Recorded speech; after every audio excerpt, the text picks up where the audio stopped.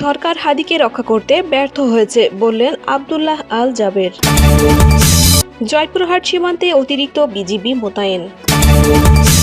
এদিকে আসন্ন নির্বাচন ঘিরে উপস্থিত দুটি শক্তি বললেন মির্জা ফখরুল। শুনছিলেন শিরোনাম, এবারে বিস্তারিত। ইনকিলাব মঞ্চের সদস্য সচিব আব্দুল্লাহ আল জাবের বলেছেন, ওসমান হাদি বাংলাদেশের সার্বভৌমত্ব রক্ষার সবচেয়ে ঘনিষ্ঠ কণ্ঠস্বর। একই সঙ্গে তিনি অন্তর্বর্তীকালীন সরকারের শক্তির সবচেয়ে বড় জায়গায় পরিণত হয়েছিলেন। তাই সরকারের দায়িত্ব ছিল হাদিকে রক্ষা করা, কিন্তু সরকার সেটি করতে ব্যর্থ হয়েছে। রোববার রাত 8:30টায় রাজধানীর এভারকেয়ার হাসপাতালের সামনে এক জরুরি সংবাদ সম্মেলনে তিনি এসব কথা বলেন। এ সময় ইনকিলাব মঞ্চের নেতাকর্মীরা উপস্থিত ছিলেন। সরকারের উদ্দেশ্যে তিনি বলেন, আমরা আপনাদের 48 ঘন্টা সময় দিয়েছিলাম, কিন্তু এই সময়ের মধ্যে আপনারা ওসমান হাদিকে খুনের চেষ্টাকারীকে গ্রেপ্তার করতে পারেননি। ইনকিলাব মঞ্চ ও জনতার মতামতের ভিত্তিতে বলছি, ওসমান হাদি কোনো কারণে নিঃশ্বাস বন্ধ করলে সেদিন অন্তর্বর্তীকালীন সরকারের শেষ দিন হবে। আব্দুল্লাহ আল জাবের বলেন, আমরা চুপ করে রয়েছি, এতে মনে করবেন না ওসমান হাদি শুধু ইনকিলাব মঞ্চের। বাংলাদেশের 18 কোটি মানুষ এখন ওসমান হাদি ওসমান হাদি বলে স্লোগান দেয়। তারা প্রত্যেকেই নিজেকে ওসমান হাদি দাবি করে। সুতরাং অন্তর্বর্তীকালীন সরকারকে বলছি, আপনাদের ক্ষমতা টিকিয়ে রাখার জন্য দ্রুত দোষীদের গ্রেপ্তার করুন।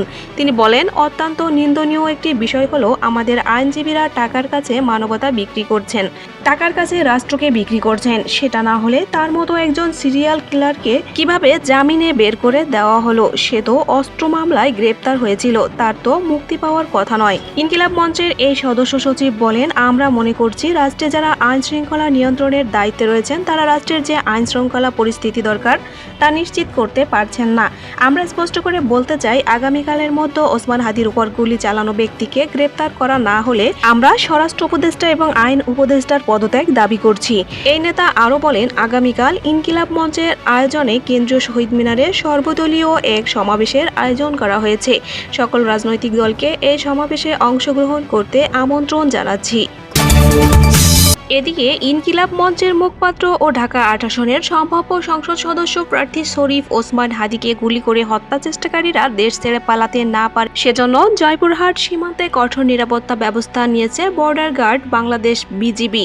সীমান্তে নজরদারি বৃদ্ধির পাশাপাশি জেলা শহরেও বিজিবির টহল বাড়ানো হয়েছে। ২০ বিজিবি জয়পুরহাট ব্যাটালিয়নের অধিনায়ক লেফটেন্যান্ট কর্নেল লতিফুল বারী ঢাকা পোস্টকে বিষয়টি নিশ্চিত করেছেন। বিজিবি সূত্র জানিয়েছে, গত ১২ ডিসেম্বর ঘটে যাওয়া এক অনাকাঙ্ক্ষিত ঘটনার পরিপ্রেক্ষিতে দেশের সার্বিক নিরাপত্তা ও সীমান্ত পরিস্থিতি বিবেচনায় একাধিক নিরাপত্তামূলক ব্যবস্থা গ্রহণ করা হয়েছে। এর অংশ হিসেবে জয়পুরহাট ব্যাটালিয়নের দায়িত্বপূর্ণ পুরো সীমান্ত এলাকা জুড়ে নজরদারি বাড়ানো হয়েছে। সীমান্তে অতিরিক্ত বিজিবি সদস্য মোতায়েন করা হয়েছে।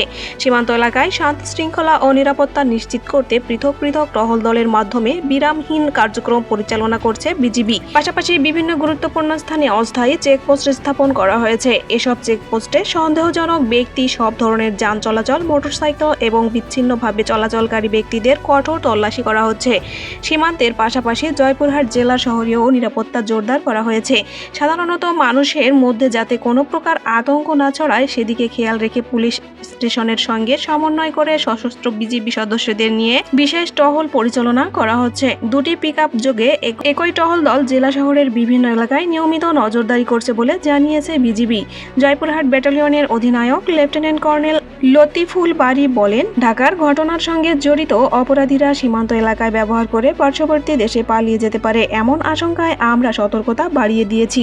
অপরাধীরা যাতে কোনোভাবে সীমান্ত অতিক্রম করতে না পারে সেজন্য আমাদের অধীনস্থ এলাকায় নিরাপত্তা জোরদার করা হয়েছে। এছাড়া চেকপোস্ট বাড়ানো হয়েছে এবং জেলা শহরেও বিজিবির টহল চলছে। আসন্ন নির্বাচনকে ঘিরে দুটি শক্তি স্পষ্টভাবে উপস্থিত উল্লেখ করে বিএনপির মহাসচিব মির্জা ফখরুল ইসলাম আলমগীর বলেছেন, একটি শক্তি বাংলাদেশের পক্ষের শক্তি, অন্যটি হলো পশ্চাৎপদ শক্তি। রোববার রাজধানীর ডিপ্লোমা ইঞ্জিনিয়ার্স ইনস্টিটিউশন মিলনায়তনে শহীদ বুদ্ধিজীবী দিবস উপলক্ষে এক আলোচনা সভায় তিনি একথা বলেন। আলোচনা সভার আয়োজন করে মুক্তিযোদ্ধা দল। বিএনপি মহাসচিব বলেন, এই নির্বাচনকে ঘিরে দুটি শক্তি স্পষ্টভাবে উপস্থিত। একটি শক্তি বাংলাদেশের পক্ষের শক্তি, উদার গণতন্ত্রের পক্ষের শক্তি, যে শক্তি সত্যিকার অর্থেই গণতন্ত্র প্রতিষ্ঠা করতে চায়, যে শক্তির নীতি হলো আমি তোমার মতের সঙ্গে একমত না হতে পারি, তোমার কথায় বিশ্বাস নাও রাখতে পারি, কিন্তু মত প্রকাশের স্বাধীনতা আমি অবশ্যই রক্ষা করব। এটাই প্রকৃত গণতন্ত্র। তিনি বলেন আরেকটি শক্তি হলো সেই পশ্চাৎপদ শক্তি যারা ধর্মের নামে মানুষকে বিভ্রান্ত করে। আমরা এটা বলতে পারি না। 1971 সালেও ধর্মের নামে বিভ্রান্ত করার চেষ্টা করা হয়েছিল, অথচ 1947 সালে যখন এ দেশের মুসলমানরা আত্মনিয়ন্ত্রণের অধিকার ও নিজেদের নিয়ন্ত্রণের ক্ষমতার জন্য লড়াই করেছিল, তখনও এই শক্তি তারা বিরোধিতা করেছিল। 1971 সালে তারা বাংলাদেশের স্বাধীনতার বিরুদ্ধে অবস্থান নিয়েছিল। আজ তারা রূপ পাল্টে, চেহারা পাল্টে এমন ভাব দেখাচ্ছে যেন তারাই নতুন বাংলাদেশ গড়তে পারে। কিন্তু যারা আমাদের জন্মকে অস্বীকার করেছে, আমাদের স্বাধীনতাকে অস্বীকার করেছে, তাদের বিশ্বাস করার কোনো কারণ থাকতে পারে না।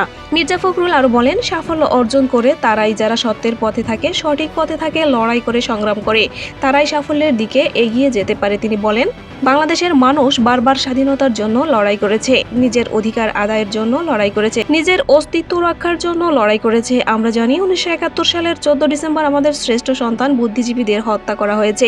তাদের ক্ষমা করার কোনো কারণ থাকতে পারে না। তারা আমাদের ভবিষ্যৎকে হত্যা করেছিল। আজ আবার যখন সেই প্রশ্ন সামনে আসে, তখন আমাদের অবশ্যই তা গভীরভাবে চিন্তা করতে হবে। আসন্ন নির্বাচনে বাংলাদেশের মানুষ সঠিক সিদ্ধান্ত নেবে মন্তব্য করে ফখরুল বলেন শহীদ রাষ্ট্রপতি জিয়াউর রহমান যিনি স্বাধীনতার ঘোষণা দিয়েছিলেন, বেগম খালেদা জিয়া যিনি গণতন্ত্রের জন্য সারা জীবন লড়াই করেছেন এবং তারেক রহমান যিনি 31 দফা নিয়ে নতুন বাংলাদেশের স্বপ্ন দেখাচ্ছেন, সেই বাংলাদেশ নির্মাণের পক্ষে মানুষ রায় দেবে। সুপ্রিয় দর্শক, এই ছিল সর্বশেষ আপডেট। আমাদের পরবর্তী আপডেট সংবাদ পেতে অবশ্যই ভিডিওতে একটি লাইক দিন এবং অনুরোধ থাকবে চ্যানেলটি সাবস্ক্রাইব করে বেল আইকনে ক্লিক করুন এবং মতামত কমেন্টে জানান। আল্লাহ হাফেজ।